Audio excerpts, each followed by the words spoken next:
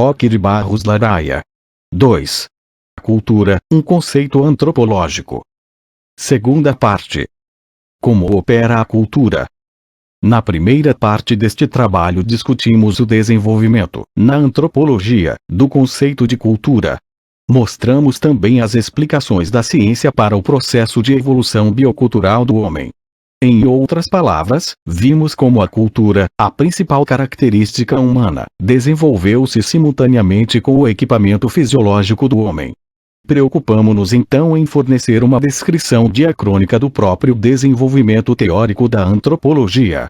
Nesta segunda parte pretendemos mostrar, de uma maneira mais prática, a atuação da cultura e de que forma ela molda uma vida num ser biologicamente preparado para viver 1000 vidas. 1. A cultura condiciona a visão de mundo do homem. Ruth Benedict escreveu em seu livro O Crisântemo e a Espada que a cultura é como uma lente através da qual o homem vê o mundo. Homens de culturas diferentes usam lentes diversas e, portanto, têm visões desencontradas das coisas. Por exemplo, a floresta amazônica não passa para o antropólogo, desprovido de um razoável conhecimento de botânica, de um amontoado confuso de árvores e arbustos, dos mais diversos tamanhos e como uma imensa variedade de tonalidades verdes. A visão que um índio tupi tem deste mesmo cenário é totalmente diversa. Cada um desses vegetais tem um significado qualitativo e uma referência espacial. Ao invés de dizer como nós, encontro-lhe na esquina junto ao edifício X, eles frequentemente usam determinadas árvores como ponto de referência. Assim, ao contrário da visão de um mundo vegetal amorfo, a floresta é vista como um conjunto ordenado, constituído de formas vegetais bem definidas. A nossa herança cultural, desenvolvida através de inúmeras gerações, sempre nos condicionou a reagir depreciativamente em relação ao comportamento daqueles que agem fora dos padrões aceitos pela maioria da comunidade. Por isto, discriminamos o comportamento desviante. Até recentemente, por exemplo, o homossexual corria o risco de agressões físicas quando era identificado numa via pública e ainda é objeto de termos depreciativos. Tal fato representa um tipo de comportamento padronizado por um sistema cultural. Esta atitude varia em outras culturas. Entre algumas tribos das planícies norte-americanas, o homossexual era visto como um ser dotado de propriedades mágicas, capaz de servir de mediador entre o mundo social e o sobrenatural, e portanto respeitado. Um outro exemplo de atitude diferente de comportamento desviante encontramos entre alguns povos da antiguidade, onde a prostituição não constituía um fato anômalo. Jovens da Lícia praticavam relações sexuais em troca de moedas de ouro, a fim de acumular um dote para o casamento. O modo de ver o mundo, as apreciações de ordem moral e valorativa, os diferentes comportamentos sociais e mesmo as posturas corporais são assim produtos de uma herança cultural, ou seja, o resultado da operação de uma determinada cultura. Graças ao que foi dito acima, podemos entender o fato de que indivíduos de culturas diferentes podem ser facilmente identificados por uma série de características, tais como um modo de agir, vestir, caminhar, comer, sem mencionar a evidência das diferenças linguísticas, o fato de mais imediata observação empírica. Mesmo o exercício de atividades consideradas como parte da fisiologia humana podem refletir diferenças de cultura. Tomemos, por exemplo, o riso. Rir é uma propriedade do homem e dos primatas superiores. O riso se expressa, primariamente, através da contração de determinados músculos da face e da emissão de um determinado tipo de som vocal. O riso exprime quase sempre um estado de alegria. Todos os homens riem, mas o fazem de maneira diferente por motivos diversos. A primeira vez que vimos um índio caapor rir foi um motivo de susto. A emissão sonora, profundamente alta, assemelhava-se a imaginários gritos de guerra e a expressão facial em nada se assemelhava com aquilo que estávamos acostumados a ver. Tal fato se explica porque cada cultura tem um determinado padrão para este fim. Os alunos de uma nossa sala de aula, por exemplo, estão convencidos de que cada um deles tem um modo particular de rir, mas um observador estranho à nossa cultura comentará que todos eles riem de uma mesma forma. Na verdade, as diferenças percebidas pelos estudantes, e não pelo observador de fora, são variações de um mesmo padrão cultural. Por isto é que acreditamos que todos os japoneses riem de uma mesma maneira. Temos a certeza de que os japoneses também estão convencidos que o riso varia de indivíduo para indivíduo dentro do Japão e que todos os ocidentais riem de modo igual. Pessoas de culturas diferentes riem de coisas diversas. O repetitivo pastelão americano não encontra entre nós a mesma receptividade da comédia erótica italiana, porque em nossa cultura a piada deve ser temperada com uma boa dose de sexo e não melada pelo arremesso de tortas e bolos na face do adversário. Voltando aos japoneses. Riem muitas vezes por questão de etiqueta, mesmo em momentos evidentemente desagradáveis. Enfim, poderíamos continuar indefinidamente mostrando que o riso é totalmente condicionado pelos padrões culturais, apesar de toda a sua fisiologia. Ainda com referência às diferentes maneiras culturais de efetuar ações fisiológicas, gostaríamos de citar o clássico artigo de Marcel Mauss, 1872-1950, Noção de Técnica Corporal 2, no qual analisa as formas como os homens, de sociedades diferentes, sabem servir-se de seus corpos. Segundo Mauss, podemos admitir com certeza que se uma criança senta-se à mesa com os cotovelos junto ao corpo e permanece com as mãos nos joelhos, quando não está comendo, ela é inglesa. Um jovem francês não sabe mais se dominar. Ele abre os cotovelos em leque e apoia-os sobre a mesa. Não é difícil imaginar que a posição das crianças brasileiras, nesta mesma situação, pode ser bem diversa. Como exemplo destas diferenças culturais em atos que podem ser classificados como naturais, Mauss cita ainda as técnicas do nascimento e da obstetrícia. Segundo ele, Buda nasceu estando sua mãe, Mãe, agarrada, reta, a um ramo de árvore. Ela deu à luz em pé. Boa parte das mulheres da Índia ainda dão à luz desse modo. Para nós, a posição normal é a mãe deitada sobre as costas, e entre os tupis e outros índios brasileiros a posição é de cócoras. Em algumas regiões do meio rural existiam cadeiras especiais para o parto sentado. Entre estas técnicas pode-se incluir o chamado parto sem dor e provavelmente muitas outras modalidades culturais que estão à espera de um cadastramento etnográfico. Dentro de uma mesma cultura, a utilização do corpo é diferenciada em função do sexo. As mulheres sentam, caminham, gesticulam etc. de maneiras diferentes das do homem. Estas posturas femininas são copiadas pelos travestis. Resumindo, todos os homens são dotados do mesmo equipamento anatômico, mas a utilização do mesmo, ao invés de ser determinada geneticamente, todas as formigas de uma dada espécie usam os seus membros uniformemente, depende de um aprendizado, e este consiste na cópia de padrões que fazem parte da herança cultural do grupo. Não pretendemos nos estender neste ponto porque os exemplos seriam inumeráveis, mas vamos acrescentar mais um exemplo.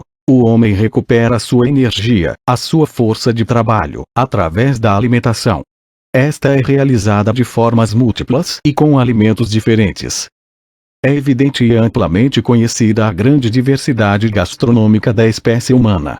Frequentemente, esta diversidade é utilizada para classificações depreciativas. Assim, no início do século os americanos denominavam os franceses de comedores de rãs. Os índios Capor discriminam os Timbira chamando-os pejorativamente de comedores de cobra. E a palavra potiguará pode significar realmente comedores de camarão, mas resta uma dúvida linguística desde que em tupi ela soa muito próximo da palavra que significa comedores de fezes.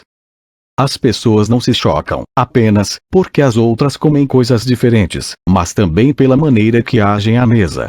Como utilizamos garfos, surpreendemo-nos com o uso dos palitos pelos japoneses e das mãos por certos segmentos de nossa sociedade. Vida de parar, vida de descanso, comer de arremesso e dormir de balanço. Em algumas sociedades o ato de comer pode ser público, em outras uma atividade privada. Alguns rituais e boas maneiras exigem um forte arroto, após a refeição, como sinal de agrado da mesma. Tal fato, entre nós, seria considerado, no mínimo, como indicador de má educação. Entre os latinos, o ato de comer é um verdadeiro rito social, segundo o qual, em horas determinadas, a família deve toda sentar-se à mesa, com o chefe na cabeceira, e somente iniciar a alimentação, em alguns casos, após meia prece. Roger Kiesinger, em seu manual New Perspectives in Cultural Anthropology 3, começa com uma parábola que aconteceu ser verdadeira. Uma jovem da Bulgária ofereceu um jantar para os estudantes americanos, colegas de seu marido, e entre eles foi convidado um jovem asiático. Após os convidados terem terminado seus pratos, a anfitriã perguntou quem gostaria de repetir, pois uma anfitriã búlgara quis deixasse os seus convidados se retirarem famintos estaria desgraçada. O estudante asiático aceitou um segundo prato, e um terceiro, enquanto a anfitriã ansiosamente preparava mais comida na cozinha. Finalmente, no meio de seu quarto prato, o estudante caiu ao solo, convencido de que agiu melhor do que insultar a anfitriã pela recusa da comida que lhe era oferecida, conforme o costume de seu país. Esta parábola, acrescenta Kiesinger, reflete a condição humana. O homem tem despendido grande parte da sua história na Tora, separado em pequenos grupos, cada um com a sua própria linguagem, sua própria visão de mundo, seus costumes e expectativas. O fato de que o homem vê o mundo através de sua cultura tem como consequência a propensão em considerar o seu modo de vida como o mais correto e o mais natural. Tal tendência, denominada etnocentrismo, é responsável em seus casos extremos pela ocorrência de numerosos conflitos sociais. O etnocentrismo, de fato, é um fenômeno universal. É comum a crença de que a própria sociedade é o centro da humanidade, ou mesmo a sua única expressão. As autodenominações de diferentes grupos refletem este ponto de vista. Os Cheyenne, índios das planícies norte-americanas, se autodenominavam os entes humanos. Os Aquava, grupo tupi do sul do Pará, consideram-se os homens. Os esquimós também se denominam os homens, da mesma forma que os Navajós se intitulavam o povo. Os australianos chamavam as roupas de peles de fantasmas, pois não acreditavam que os ingleses fossem parte da humanidade. E os nossos Chavante acreditam que o seu território tribal está situado bem no centro do mundo. É comum assim a crença no povo eleito, predestinado por seres sobrenaturais para ser superior aos demais. Tais crenças contêm o germe do racismo, da intolerância, e, frequentemente, são utilizadas para justificar a violência praticada contra os outros. A dicotomia nós e os outros expressa em níveis diferentes essa tendência. Dentro de uma mesma sociedade, a divisão ocorre sob a forma de parentes e não parentes. Os primeiros são melhores por definição e recebem um tratamento diferenciado. A projeção desta dicotomia para o plano extragrupal resulta nas manifestações nacionalistas ou formas mais extremadas de xenofobia. O ponto fundamental de referência não é a humanidade, mas o grupo. Daí a reação, ou pelo menos a estranheza, em relação aos estrangeiros. A chegada de um estranho em determinadas comunidades pode ser considerada como a quebra da ordem social ou sobrenatural. Os xamãs Urui, índios tupi do Pará, defumam com seus grandes charutos rituais os primeiros visitantes da aldeia, a fim de purificá-los e torná-los inofensivos. O costume de discriminar os que são diferentes, porque pertencem a outro grupo, pode ser encontrado mesmo dentro de uma sociedade. A relação de parentesco consanguíneo afim pode ser tomada como exemplo. Entre os romanos, a maneira de neutralizar os inconvenientes da afinidade consistia em transformar a noiva em consanguínea, incorporando-a no clã do noivo pelo do ritual de carregá-la através da soleira da porta, ritual este perpetuado por Hollywood.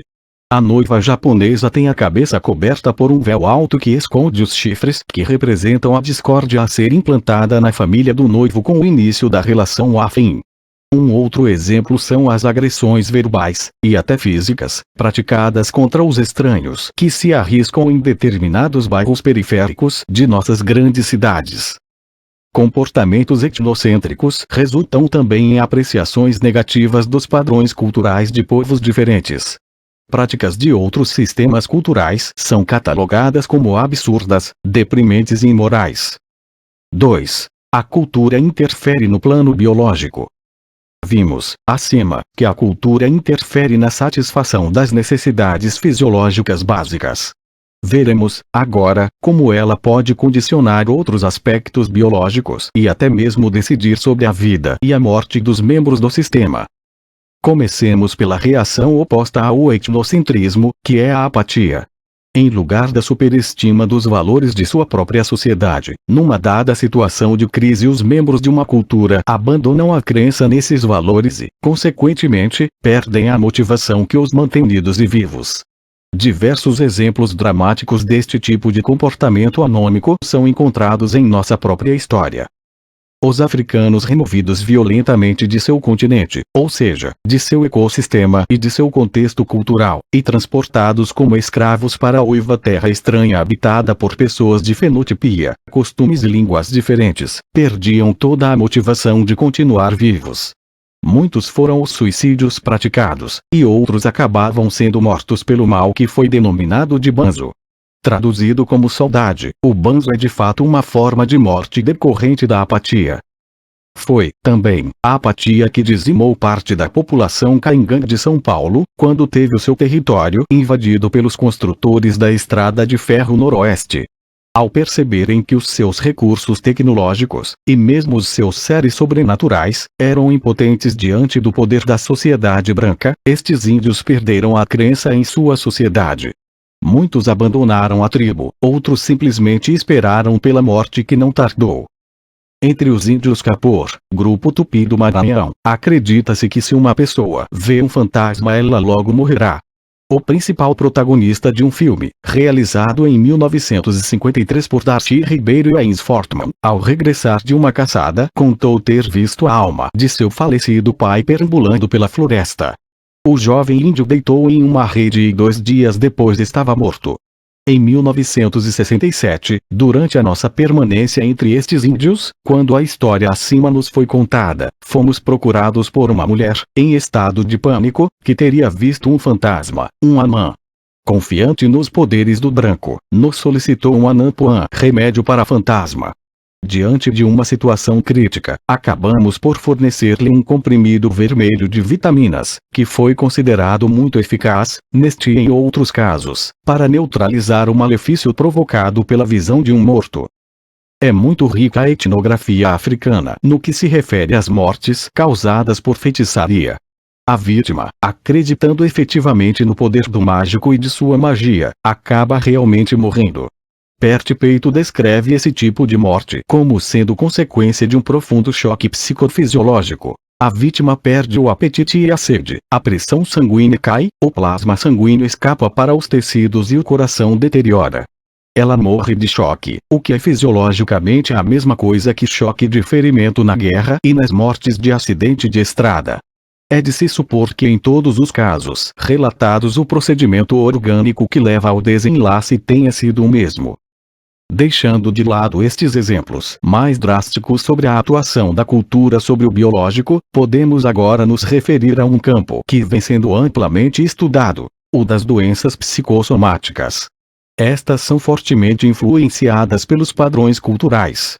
Muitos brasileiros, por exemplo, dizem padecer de doenças do fígado, embora grande parte dos mesmos ignorem até a localização do órgão.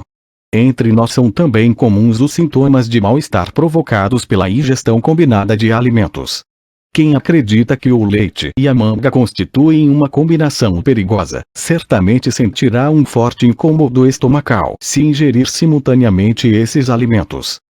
A sensação de fome depende dos horários de alimentação que são estabelecidos diferentemente em cada cultura.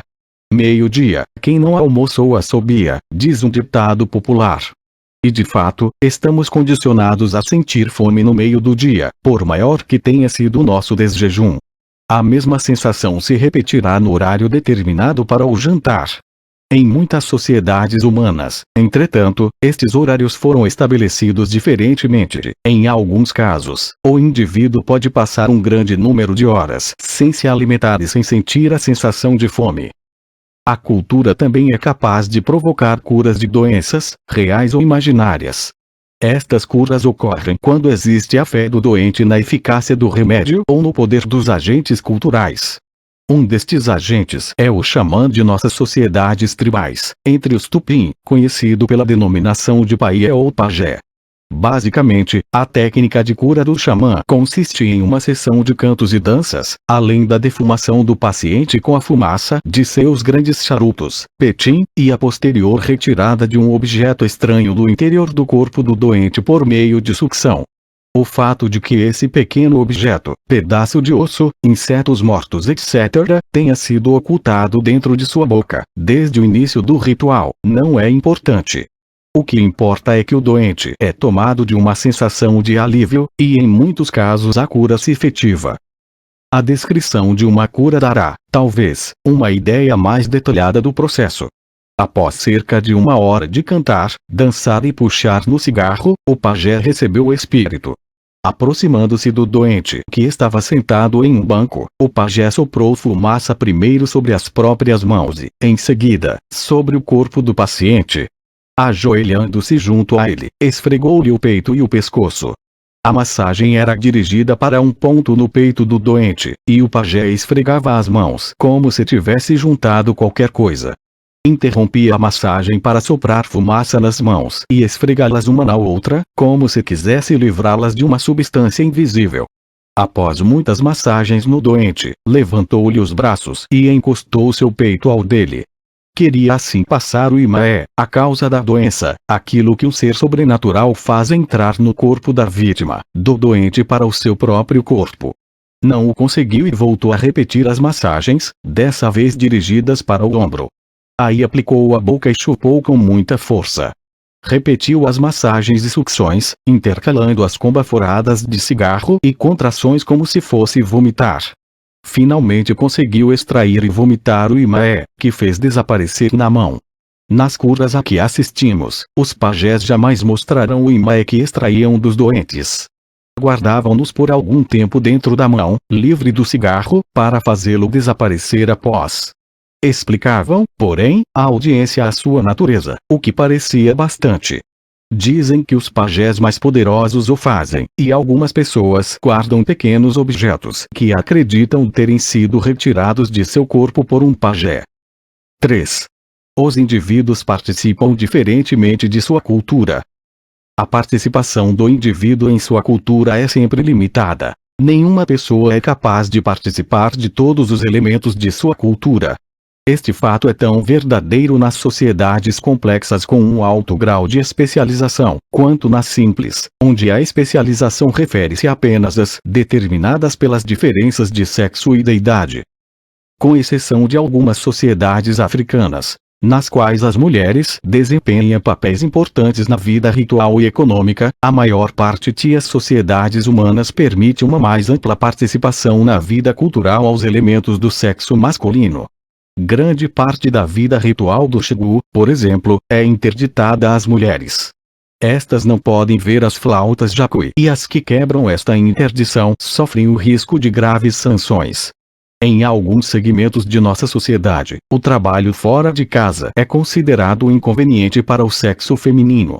Como já discutimos este tema na primeira parte deste trabalho, quando tratamos dos determinismos biológicos, vamos nos limitar a uma discussão mais ampla das restrições decorrentes das categorias etárias.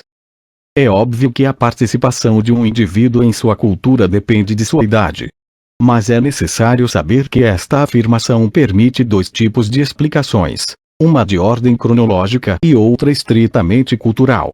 Existem limitações que são objetivamente determinadas pela idade. Uma criança não está apta para exercer certas atividades próprias de adultos, da mesma forma que um velho já não é capaz de realizar algumas tarefas.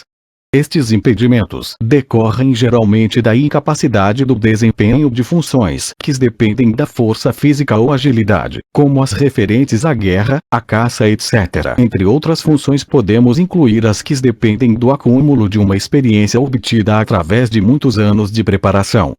Torna-se fácil entender por que estas são interditadas às crianças e aos jovens e reservadas às pessoas maduras, como certos cargos políticos etc. No primeiro tipo de impedimento etário as razões parecem ser bastante evidentes, o que não ocorre com o segundo tipo, quando tratamos das razões determinadas culturalmente. Porque um jovem aos 18 anos pode votar, ter um emprego, ir à guerra, se não pode casar, manipular os seus bens financeiros antes dos 21 anos sem autorização paterna. Porque um homem necessita ter 35 anos para ser um senador. Qual o argumento para impedir o acesso ao mesmo cargo para um homem de 34 anos? Porque uma jovem com 18 anos pode assistir a um determinado filme e uma outra com 17 anos, 11 meses e 20 dias não o pode? Porque um assassino com exatamente 18 anos pode ir a julgamento e o outro com um dia a menos de vida recebe um tratamento diferenciado. Estas e outras questões estão relacionadas com a determinação do limite entre as classes etárias, ou seja, como separar objetivamente adolescentes de adultos, sem incorrer em algum tipo de arbitrariedade. Os grupos tribais utilizam métodos mais evidentes para estabelecer esta distinção. Uma moça é considerada adulta logo após a primeira menstruação, podendo a seguir exercer plenamente todos os papéis femininos. Em contrapartida, pode-se afirmar que é evidente que uma jovem de 12 ou 13 anos não está ainda adequadamente socializada para exercer esses papéis numa sociedade complexa. Mas mesmo numa sociedade simples, a determinação idêntica para um jovem do sexo masculino não parece ser tão fácil. Provavelmente depende do desempenho individual dos candidatos a um novo status. Mas, qualquer que seja a sociedade, não existe a possibilidade de um indivíduo dominar todos os aspectos de sua cultura. Isto porque, como afirmou Marion Levy Jr., nenhum sistema de socialização é idealmente perfeito. Em nenhuma sociedade são todos os indivíduos igualmente bem socializados, e ninguém é perfeitamente socializado. Um indivíduo não pode ser igualmente familiarizado com todos os aspectos de sua sociedade. Pelo contrário, ele pode permanecer completamente ignorante a respeito de alguns aspectos. Exemplificando, Einstein era um gênio na física, um medíocre violinista e, provavelmente, seria um completo desastre como pintor. O importante, porém, é que deve existir um mínimo de participação do indivíduo na pauta de conhecimento da cultura a fim de permitir a sua articulação com os demais membros da sociedade. Todos necessitam saber como agir em determinadas situações e, também, como prever o comportamento dos outros. Somente assim é possível o controle de determinadas ações. Apesar disso tudo, há sempre o risco de perda do controle da situação, porque em nenhuma sociedade todas as condições são previsíveis e controladas. De fato, os indivíduos podem perder o controle da situação, embora na maioria dos casos isto não seja verdadeiro. E não é porque o conhecimento mínimo referido abrange um certo número de padrões de comportamento que são regulares e, portanto, permitem a previsão. Todos os membros de nossa sociedade sabem que uma forma cortês de solicitar algum tipo de favor é a de preceder o pedido com a expressão por favor. Sabem também da necessidade de agradecer formalmente o atendimento conseguido com as palavras muito obrigado, sob a pena de não mais conseguir nada de seu interlocutor se esquecerem de pronunciar estes simples vocábulos. Estas palavras, pois, fazem parte de nossos padrões de comportamento e ignorá-las significa o rompimento de uma regra e, consequentemente, a impossibilidade de prever a resposta. Assim, a solicitação de um favor em termos imperativos pode provocar, entre outras, as seguintes ações. O interlocutor atende ao pedido, finge não ouvir o pedido, nega em termos ríspidos atender ao pedido, ou retruca com um forte palavrão. Estas alternativas somente ocorreram porque foram rompidos padrões de comportamentos que asseguravam a possibilidade de uma previsão. Tomemos, ainda como exemplo, os nossos termos de parentescos. Se uma pessoa denomina outra de pai, ela espera um determinado tipo de comportamento que geralmente a beneficia. Daí a expressão popular, negócio de pai para filho. As pessoas sabem como agir e podem prever a ação do outro, mesmo quando diante de um pai com o qual nunca teve um contato anterior. Um candidato a um emprego sabe que o empregador dispõe apenas de duas alternativas básicas: conceder-lhe o lugar ou não. A surpresa ocorrerá apenas se o empregador agir de maneira inusitada, não prevista pelas duas possibilidades de respostas. Nem sempre, porém, a falta de comunicação acontece porque um padrão de comportamento foi quebrado, mas porque às vezes os padrões não cobrem todas as situações possíveis. Tal fato ocorre em períodos de mudança cultural e, principalmente, quando estes são determinadas por forças externas, quando surgem fatos inesperados e de difícil manipulação. São situações sem precedentes e que, portanto, não são controladas pelo conjunto de regras ordinárias. Nem sempre os indivíduos envolvidos conseguem utilizar sua tradição cultural para contorná-las sem provocar conflitos. Alan Beals transcreve um texto de Robert Murphy acerca dos índios Munduruku, localizados no Rio Madeira, que serve como exemplo para este tipo de situação. Isto ocorreu ao jovem chefe Munduruku, quando chamado B-Boy. Ele era o filho de um chefe, mas tinha sido educado por um comerciante brasileiro e se sentia superior a seus companheiros. Foi o comerciante que o nomeou capitão de Cabitutu. O papel de capitão consistia em servir de intermediário entre o grupo e as necessidades de comercialização do caucho por parte do comerciante. Em Cabitutu, B-Boy não tinha parentes e era considerado muito jovem e por isto tinha menos prestígio que muitos homens do povoado. No intento de fortalecer sua posição, B-Boy casou com uma viúva vários anos mais velha que ele.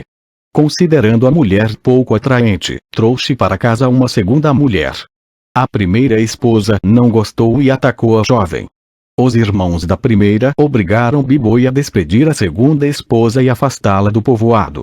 B-Boy, então, estabeleceu a jovem em Cabruá, o povoado de seu pai. Tendo deixado a sua formosa esposa num lugar seguro, como a casa de seu pai, B-Boy voltou a Cabitutu para arranjar as coisas e acalmar os descontentes. Mas continuou com as suas maneiras arrogantes e exigentes, e assim os sentimentos do povoado foram se inflamando sem que ele recebesse nenhum apoio de sua primeira esposa e de seus parentes. Entre eles foi crescendo cada vez mais a determinação de exterminá-lo. Enquanto isto, a pessoa de sua jovem esposa não estava tão segura como B-Boy acreditava. Seu esposo estava ausente e ela era uma moça desacompanhada. A sua retidão não foi suficiente para fazer frente aos homens de Cabruá. Breve todos os homens do povoado, com exceção daqueles que eram afetados pela proibição do incesto, desfrutaram os favores da jovem esposa de B-Boy.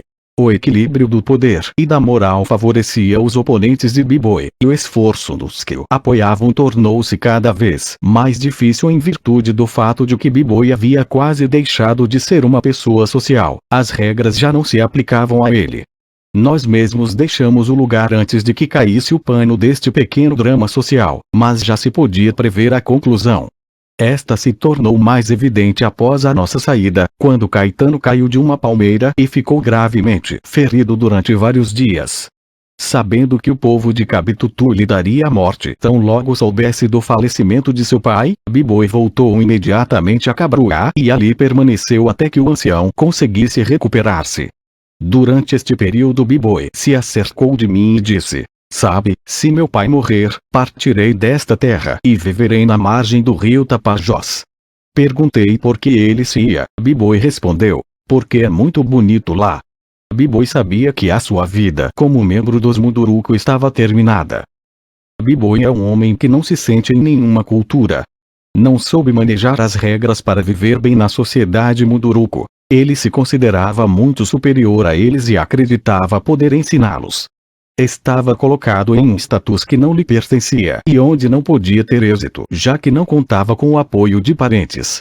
No final teve que escolher entre a morte ou o exílio. O exemplo descrito acima mostra o que pode ocorrer com uma pessoa que, por força de uma socialização inadequada, não conhece as regras de seu grupo. Embora nenhum indivíduo, repetimos, conheça totalmente o seu sistema cultural, é necessário ter um conhecimento mínimo para operar dentro do mesmo. Além disto, este conhecimento mínimo deve ser partilhado por todos os componentes da sociedade de forma a permitir a convivência dos mesmos. Um médico pode desconhecer qual a melhor época do ano para o plantio de feijão. Um lavrador certamente desconhece as causas de certas anomalias celulares, mas ambos conhecem as regras que regulam a chamada etiqueta social, no que se refere às formas de cumprimentos entre as pessoas de uma mesma sociedade. 4. A cultura tem uma lógica própria. Já foi o tempo em que se admitia existirem sistemas culturais lógicos e sistemas culturais pré-lógicos. Levi Bru, em seu livro A Mentalidade Primitiva 1, admitia mesmo que a humanidade podia ser dividida entre aqueles que possuíam um pensamento lógico e os que estavam numa fase pré-lógica. Tal afirmação não encontrou, por parte dos pesquisadores de campo, qualquer confirmação empírica. Todo sistema cultural tem a sua própria lógica e não passa de um ato primário de etnocentrismo tentar transferir a lógica de um sistema para outro. Infelizmente, a tendência mais comum é de considerar lógico apenas o próprio sistema e atribuir aos demais um alto grau de irracionalismo. A coerência de um hábito cultural somente pode ser analisada a partir do sistema a que pertence. Um trabalho fundamental para a compreensão deste problema é o livro de Claude Lévi-Strauss, O Pensamento Selvagem 2, que refuta a abordagem evolucionista de que as sociedades simples dispõem de um pensamento mágico que antecede o científico e que, portanto, lhe é inferior. O pensamento mágico, diz Lévi-Strauss, não é um começo, um esboço, uma iniciação, a parte de um todo que não se realizou. Forma um sistema bem articulado, independente deste outro sistema que constituirá a ciência, salvo a analogia formal que as aproxima e que faz do primeiro uma expressão metafórica do segundo. Assim, ao invés de um contínuo magia, religião e ciência, temos de fato sistemas simultâneos e não sucessivos na história da humanidade. A ciência não depende da dicotomia entre os tipos de pensamento citados acima, mas de instrumentos de observação, pois como enfatizou Lévi-Strauss, o sábio nunca dialoga com a natureza pura, senão com um determinado estado de relação entre a natureza e a cultura, definida por um período da história em que vive, a civilização que é a sua e os meios materiais de que dispõe. Sem esses meios materiais o homem tem que tirar conclusões a partir de sua observação direta, valendo-se apenas do instrumental sensorial de que dispõe. Assim, não é nada ilógico supor que é o Sol que gira em torno da Terra, pois é esta sua sensação. Uma conhecida nossa perguntou a um caipira paulista como é que o Sol morre todos os dias no oeste e nasce no leste. Ele volta apagado durante a noite, foi a resposta que obteve. Menos que um pensamento absurdo, trata-se de uma outra concepção a respeito do universo, obviamente diferente da nossa, que dispomos das informações obtidas por sofisticados observatórios astronômicos. Sem o auxílio do microscópio é impossível imaginar a existência de germes, daí ser mais fácil admitir que as doenças são decorrentes da intromissão de seres sobrenaturais malignos. E, consequentemente, o tratamento deve ser formulado a partir de sessões xamanísticas, capazes de controlar e exorcizar essas entidades. Em um outro artigo mostramos que o fenômeno do aparecimento da vida individual só é explicado através da mediação de equipamentos ópticos que a humanidade somente recentemente passou a possuir. O homem sempre buscou explicações para fatos tão cruciais como a vida e a morte. Estas tentativas de explicar o início e o fim da vida humana foram sem dúvida responsáveis pelo aparecimento dos diversos sistemas filosóficos. Explicar a vida implica a compreensão dos fenômenos da concepção do nascimento. Estas são importantes para a ordem social. Da explicação que o grupo aceita para a reprodução humana resulta o sistema de parentesco, que vai regulamentar todo o comportamento social. Nem sempre as relações de causa e efeito são percebidas da mesma maneira por homens de culturas diferentes. E hoje todos sabem que o homem só pode compreender o mistério da vida quando dispõe de instrumentos que lhe permitam desvendar o mundo do infinitamente pequeno. O homem tribal não possuía microscópios. E teve que construir a partir de suas simples observações as teorias que durante séculos e ainda hoje têm a validade das verdades científicas. Para os habitantes das Ilhas Trobriand, no Pacífico, não existe nenhuma relação entre a cópula e a concepção. Sabem, apenas, que uma jovem não deve mais ser virgem para ser penetrada por um espírito de sua linhagem materna, que vai gerar em seu útero uma criança. Esta criança estará ligada por laços de parentesco, apenas, aos parentes da jovem, não existindo em Trobriand nenhuma palavra correspondente à que utilizamos para definir o pai. O homem que vive com a mulher será chamado pela criança por um termo que podemos traduzir como companheiro da mãe. Esta ideia de reprodução sexual não impediu que os habitantes de Trobriand notassem a semelhança física que ocorre entre a criança e o companheiro da mãe. A explicação encontrada foi a de que a criança convive diariamente com aquele homem e dele copia os gestos, o modo de falar, as expressões faciais, dando a ilusão de uma semelhança. Além disto, deve-se considerar que o limitado estoque genético de um grupo excessivamente endogâmico não torna tão relevante a identidade física. Por outro lado, os índios do Brasil correlacionam a relação sexual com a concepção, mas acreditam que só a urna-cópula é insuficiente para formar um novo ser. É necessário que o homem e a mulher tenham várias relações para que a criança seja totalmente formada e torne-se apta para o nascimento. O recém-nascido pertencerá tanto à família do pai como à da mãe. E se ocorrer que a mulher tenha, em um dado período que antecede ao nascimento, relações sexuais com outros homens, todos estes serão considerados pais da criança e agirão socialmente como tal. Outra é a concepção dos índios Tupim, também do Brasil. Para estes, a criança depende exclusivamente do pai. Ela existe anteriormente como uma espécie de semente no interior do homem, muito tempo mesmo antes do ato sexual que a transferirá para o ventre da mulher. No interior desta, a criança se desenvolve sem estabelecer nenhuma relação consanguínea com a esposa do pai. A mulher não passa, então, de um recipiente próprio para o desenvolvimento do novo ser. E ela será sempre uma parente afim tanto de seu marido quanto de seu filho.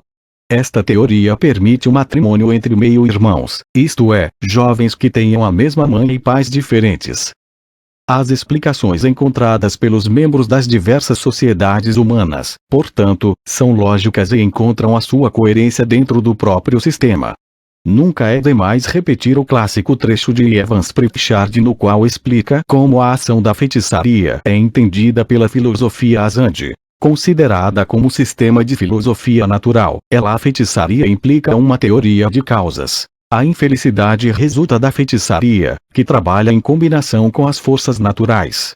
Caso um homem receba uma chifrada de um búfalo, caso lhe caia na cabeça um celeiro cujos suportes tenham sido minados pelas térmitas, ou contraía uma meningite cérebro-espinhal, os Azande afirmarão que o búfalo, o celeiro ou a doença são causas que se conjugam com a feitiçaria para matar o homem. Pelo búfalo, pelo celeiro, pela doença, a feitiçaria não é responsável, pois existem por si mesmos. Mas o é pela circunstância particular que os põe em relação destruidora com um certo indivíduo. O celeiro teria caído de qualquer maneira, mas foi pela feitiçaria que caiu em um dado momento e quando certo indivíduo repousava embaixo. Entre todas essas causas, apenas a feitiçaria é significativa no plano das relações sociais.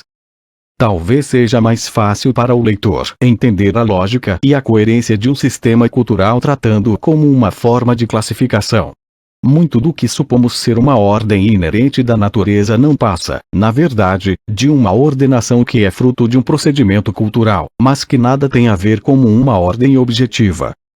Rodney Needle, antropólogo inglês, faz uma interessante analogia, baseada em estudos sobre indivíduos cegos desde o nascimento e que ganham a visão através de uma cirurgia.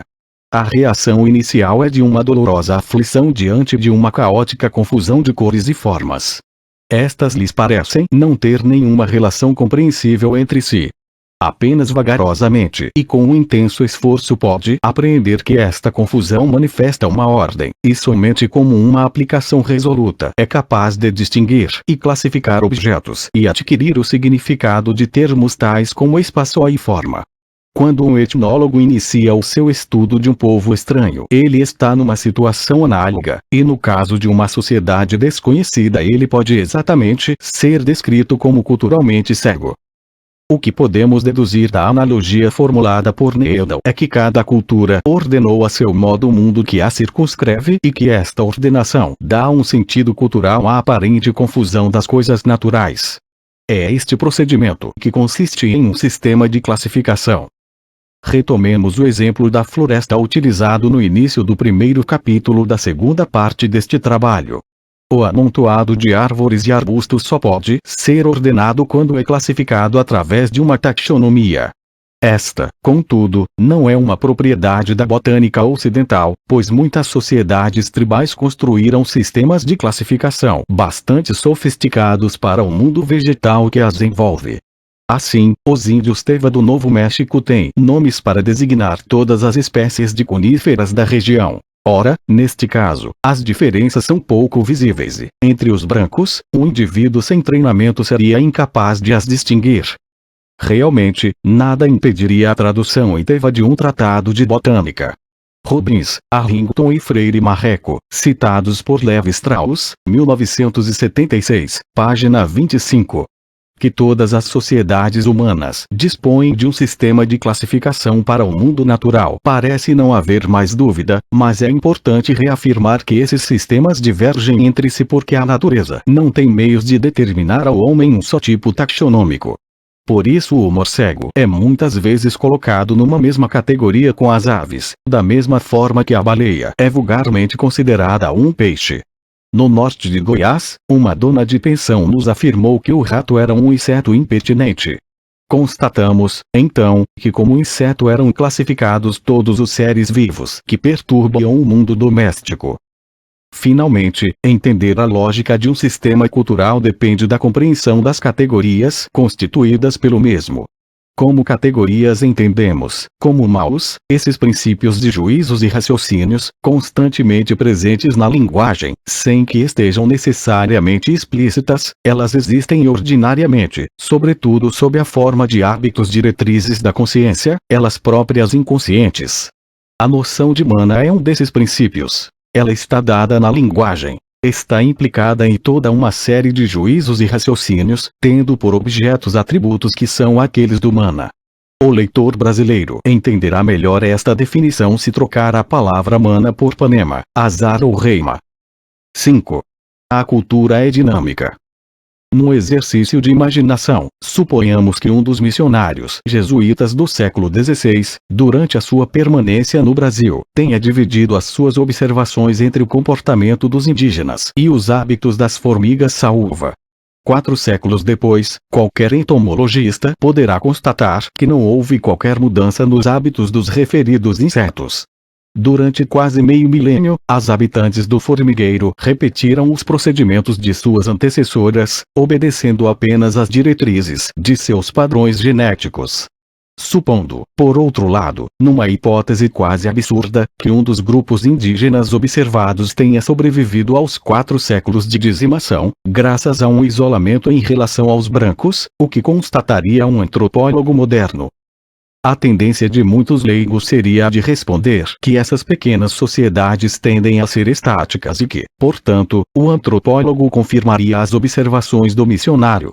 Essa tendência decorre do fato de que as chamadas sociedades simples dão realmente uma impressão de estaticidade.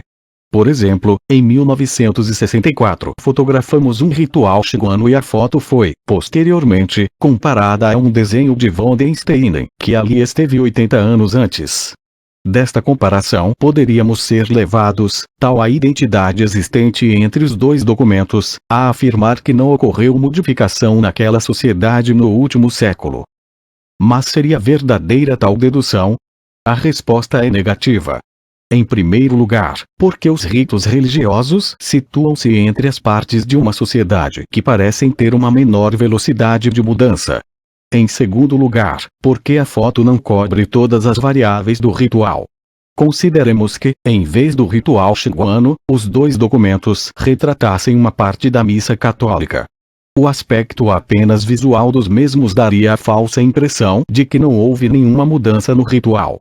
E nós sabemos que estas mudanças ocorreram. A resposta do antropólogo seria, portanto, diferente da maioria dos leigos. O espaço de 4 séculos seria suficiente para demonstrar que a referida sociedade indígena mudou, porque os homens, ao contrário das formigas, têm a capacidade de questionar os seus próprios hábitos e modificá-los. O antropólogo concordaria, porém, que as sociedades indígenas isoladas têm um ritmo de mudança menos acelerado do que o de uma sociedade complexa, atingida por sucessivas inovações tecnológicas. Esse ritmo indígena decorre do fato de que a sociedade está satisfeita com muitas de suas respostas ao meio e que são resolvidas por suas soluções tradicionais. Mas esta satisfação é relativa. Muito antes de conhecer o machado de aço, os nossos indígenas tinham a consciência da ineficácia do machado de pedra. Por isto, o nosso machado representou um grande item na atração dos índios. No Manifesto sobre a Aculturação, resultado de um seminário realizado na Universidade de Stanford, em 1953, os autores afirmam que qualquer sistema cultural está no contínuo processo de modificação. Assim sendo, a mudança que é inculcada pelo contato não representa um salto de um estado estâtico para um dinâmico, mas, antes, a passagem de uma espécie de mudança para outra. O contato, muitas vezes, estimula a mudança mais brusca, geral e rápida do que as forças internas. Podemos agora afirmar que existem dois tipos de mudança cultural. Uma que é interna, resultante da dinâmica do próprio sistema cultural, e uma segunda que é o resultado do contato de um sistema cultural com um outro. No primeiro caso, a mudança pode ser lenta, quase imperceptível para o observador que não tenha o suporte de bons dados diacrônicos. O ritmo, porém, pode ser alterado por eventos históricos tais como uma catástrofe, uma grande inovação tecnológica ou uma dramática situação de contato. O segundo caso, como vimos na afirmação do Manifesto sobre a Aculturação, pode ser mais rápido e brusco. No caso dos índios brasileiros, representou uma verdadeira catástrofe. Mas, também, pode ser um processo menos radical, onde a troca de padrões culturais ocorre sem grandes traumas. Este segundo tipo de mudança, além de ser o mais estudado, é o mais atuante na maior parte das sociedades humanas. É praticamente impossível imaginar a existência de um sistema cultural que seja afetado apenas pela mudança interna. Isto somente seria possível no caso, quase absurdo, de um povo totalmente isolado dos demais. Por isto, a mudança proveniente de causas externas mereceu sempre uma grande atenção por parte dos antropólogos. Para atendê-la foi necessário o desenvolvimento de um esquema conceitual específico. Surge, então, o conceito de aculturação, utilizado desde o início do século pela antropologia alemã e a partir de 1928 pelos antropólogos anglo-saxões. Através destes o conceito atinge o nosso meio acadêmico, mas somente passa a ser utilizado amplamente a partir dos anos 50, depois que Eduardo Galvão apresentou seu estudo de aculturação dos grupos indígenas brasileiros, na Reunião Brasileira de Antropologia, em 1953. Deixaremos de lado as mudanças mais espetaculares, como as decorrentes de uma revolução política, como a francesa ou soviética. As resultantes de uma inovação científica, como as consequências da invenção do avião ou da pílula anticoncepcional para, num exercício didático, discorrermos mais sobre as que agem lentamente sobre os nossos hábitos culturais. É necessário, porém, lembrar sempre que ambas pertencem a um mesmo tipo de fenômeno, vinculadas que são ao caráter dinâmico da cultura. Comecemos pela descrição de um tipo carioca, feita por Machado de Assis, em Dom Casmurro. E vimos passar com suas calças brancas engomadas, presilhas, rodaques e gravata de mola. Foi dos últimos que usaram presilhas no Rio de Janeiro, e talvez neste mundo.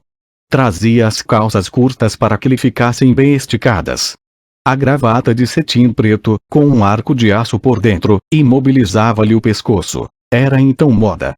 O rodaque de chita, veste caseira e leve, parecia nele uma casaca de cerimônia. Não há dúvida que as vestimentas masculinas mudaram muito, nestes últimos 100 anos, na cidade do Rio de Janeiro. Muitas outras mudanças sucederam as descritas por Machado de Assis, passando pelas pesadas vestimentas de casimira preta do início do século, até o modo informal de vestir dos dias de hoje. São mudanças como essas que comprovam de uma maneira mais evidente o caráter dinâmico da cultura. Basta que o jovem leitor converse com seus pais e compare a nossa vida cotidiana com a dos anos 50, por exemplo. Ele poderá, então, imaginar estar em plena noite, postado diante de um espelho, ajeitando o nó triangular de sua gravata, bem no centro de seu colarinho, mantido reto pela ação das hastes de barbatana. Poderá também imaginar o seu sentimento de vaidade ao reparar quão bem passado está o seu terno de casimira azul. Enfim, estava pronto para brilhar em mais um baile. Antes, porém, de entrar no salão não dispensaria o reforço de uma dose de bebida, seguida do mastigar de um chiclete capaz de disfarçar o forte cheiro de aguardente. Com esta dose adicional de coragem, o jovem estaria apto para audaciosamente atravessar o salão e, numa discreta mesura diante da escolhida, perguntar: "A senhorita me dá o prazer desta dança?"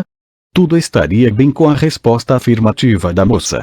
Mas, se esta, rompendo os limites da etiqueta, não aceitava o convite, o mundo abria aos pés do jovem, que voltava murcho e cabisbaixo para o seu lugar, lamentando a bruta tábua que levara. Um quarto de século depois, esse pequeno drama social era perfeitamente desconhecido para muitos jovens que jamais compreenderão perfeitamente como era esse estranho ritual denominado baile. São essas aparentemente pequenas mudanças que cavam o fosso entre as gerações, que faz com que os pais não se reconheçam nos filhos e estes se surpreendam com a caretice de seus progenitores, incapazes de reconhecer que a cultura está sempre mudando. O tempo constitui um elemento importante na análise de uma cultura. Nesse mesmo quarto de século, mudaram-se os padrões de beleza.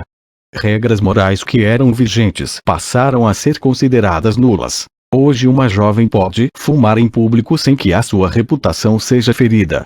Ao contrário de sua mãe, pode ceder um beijo ao namorado em plena luz do dia. Tais fatos atestam que as mudanças de costume são bastante comuns. Entretanto, elas não ocorrem com a tranquilidade que descrevemos. Cada mudança, por menor que seja, representa o desenlace de numerosos conflitos. Isto porque em cada momento as sociedades humanas são palco do embate entre as tendências conservadoras e as inovadoras. As primeiras pretendem manter os hábitos inalterados, muitas vezes atribuindo aos mesmos uma legitimidade de ordem sobrenatural. As segundas contestam a sua permanência e pretendem substituí-los por novos procedimentos. Assim, uma moça pode hoje fumar tranquilamente em público, mas isto somente é possível porque antes dela numerosas jovens suportaram as zombarias, as recriminações, até que estas se esgotaram diante da nova evidência. Por isto, no mesmo momento é possível encontrar numa mesma sociedade pessoas que têm juízos diametralmente opostos sobre um novo fato. Talvez seja mais fácil explicar a mudança raciocinando em termos de padrões ideais e padrões reais de comportamento. Nem sempre os padrões ideais podem ser efetivados. Neste caso, as pessoas agem diferentemente. Esta ação constitui os padrões reais, mas consideram que os seus procedimentos não são exatamente os mais desejados pela sociedade. Tomemos, como exemplo, as regras matrimoniais dos Tupi. Os índios Aquava-Azurine, do sudeste do Pará, consideram que um homem deve casar preferencialmente com a filha do irmão da mãe, ou com a filha da irmã do pai, ou ainda com a filha da irmã. Mas razões diversas, entre elas as de ordem demográfica, fazem com que nem sempre o homem encontre esposas dentro dessas categorias genealógicas. Assim, qualquer outro casamento é tolerado desde que a mulher não seja mãe, filha ou irmã do noivo. Em decorrência destas regras, os Aquava-Azurine classificam o casamento segundo 3 tipos. Ao primeiro denominam de Catuete muito bom, e é referente a todas as uniões realizadas de acordo com as regras preferenciais relacionadas acima. O segundo tipo é aquele que engloba todos os casamentos que não estão de acordo com as regras preferenciais, mas também não são proibidos, e que são denominados Catu bom. Do ponto de vista estatístico, este é o tipo de casamento mais comum. Finalmente, o terceiro tipo, denominado Catuí, é o referente às uniões dentro das categorias proibidas, ou seja, aquelas que levam ao rompimento da proibição do incesto. O fato de que a maioria dos matrimônios não corresponde ao ideal somente pode ser considerado uma mudança quando as pessoas, além de agirem diferentemente, começam a colocar em dúvida a validade do modelo. Tomemos agora um exemplo de nossa sociedade. No início dos anos 70, uma revista fez uma pesquisa sobre o comportamento sexual da mulher brasileira. O resultado indicou que existia uma porcentagem significativa que não agia de acordo com os padrões tradicionais da sociedade. Ou seja, tornavam-se mais frequentes as relações sexuais pré-matrimoniais e o número de relações extraconjugais. A publicação desses resultados, mesmo deixando de lado a validade da amostra levantada na pesquisa, causou uma grande reação por parte de diferentes setores e a revista teve a sua edição apreendida. Menos de 10 anos depois, uma outra revista repetiu a pesquisa, com uma amostragem bem maior, e os resultados foram mais significativos do que os da vez anterior. Comprovavam enfaticamente uma mudança no comportamento feminino. Dessa vez, contudo, a reação não ocorreu e a revista circulou livremente. Tal fato significa, sem dúvida, a ocorrência de mudanças nos padrões ideais da sociedade de forma a ajustá-la aos eventos reais. Em outras palavras, a mudança chegou a uma tal dimensão que modificou o próprio padrão ideal. Concluindo, cada sistema cultural está sempre em mudança. Entender esta dinâmica é importante para atenuar o choque entre as gerações e evitar comportamentos preconceituosos. Da mesma forma que é fundamental para a humanidade a compreensão das diferenças entre povos de culturas diferentes, é necessário saber entender as diferenças que ocorrem dentro do mesmo sistema. Este é o único procedimento que prepara o homem para enfrentar serenamente este constante e admirável mundo novo do porvir. Anexo 1. Uma experiência absurda. Kroeber, em seu artigo O Superorgânico, refere-se a duas experiências que teriam sido praticadas no passado. Embora o autor duvide da veracidade das mesmas, ele as utiliza como exemplo de reflexão sobre a natureza humana. Heródoto conta-nos que um rei egípcio, desejando verificar qual a língua materna da humanidade, ordenou que algumas crianças fossem isoladas da sua espécie, tendo somente cabras como companheiros e para o seu sustento. Quando as crianças já crescidas foram de novo visitadas, gritaram a palavra becos, ou, mais provavelmente bec, suprimindo o final, que o grego padronizador e sensível não podia tolerar que se omitisse. O rei mandou então emissários a todos os países a fim de saberem que terra tinha esse vocábulo alguma significação. Ele verificou que no idioma frígio isso significava pão e, supondo que as crianças estivessem reclamando alimentos, concluiu que usavam o frígio para falar a sua linguagem humana natural, e que essa língua devia ser, portanto, a língua original da humanidade. A crença do rei numa língua humana inerente congênita, que só os cegos acidentes temporais tinham decomposto numa multidão de idiomas, pode parecer simples. Mas, ingênua como é, a inquirição revelaria que multidões de gente civilizada ainda a ela aderem. Contudo, não é essa a nossa moral da história. Ela está no fato de que a única palavra, bec, atribuída às crianças, constituía apenas, se a história tem qualquer autenticidade, o reflexo ou imitação, como conjecturam há muito os comentadores de Heródoto, do grito das cabras, que foram as únicas companheiras e instrutoras das crianças. Em suma, se for permitido deduzir qualquer inferência de tão apócrifa anedota, o que ela prova é que não há nenhuma língua humana natural e, portanto, nenhuma língua humana orgânica. Milhares de anos depois, outro soberano, o imperador mongol Akbar, repetiu a experiência com o propósito de averiguar qual a religião natural da humanidade. O seu bando de crianças foi encerrado numa casa. Quando decorrido o tempo necessário, ao se abrirem as portas na presença do imperador expectante e esclarecido, foi grande o seu desapontamento. As crianças saíram tão silenciosas como se fossem surdas mudas. Contudo, a fé custa a morrer. E podemos suspeitar que será preciso uma terceira experiência, em condições modernas escolhidas e controladas, para satisfazer alguns cientistas naturais e convencê-los de que a linguagem, para o indivíduo humano como para a raça humana, é uma coisa inteiramente adquirida e não hereditária, completamente externa e não interna, um produto social e não um crescimento orgânico. É óbvio que quando Kroeber fala em linguagem está implícita a possibilidade de estender o seu raciocínio para toda a cultura. Muitos anos depois de Kroeber, Clifford Geertz demonstrou não ser possível, à luz do conhecimento atual, esperar algum resultado de uma terceira experiência. Isso sugere não existir o que chamamos de natureza humana independente da cultura. Os homens sem cultura não seriam os selvagens inteligentes de Lord of the Flies, de Golding, atirados à sabedoria cruel dos seus instintos animais. Nem seriam eles os bons selvagens do primitivismo iluminista, ou até mesmo, como a antropologia insinua, os macacos intrinsecamente talentosos que, por algum motivo, deixaram de se encontrar. Eles seriam monstruosidades incontroláveis, com muito poucos instintos úteis, menos sentimentos reconhecíveis e nenhum intelecto. Verdadeiros casos psiquiátricos.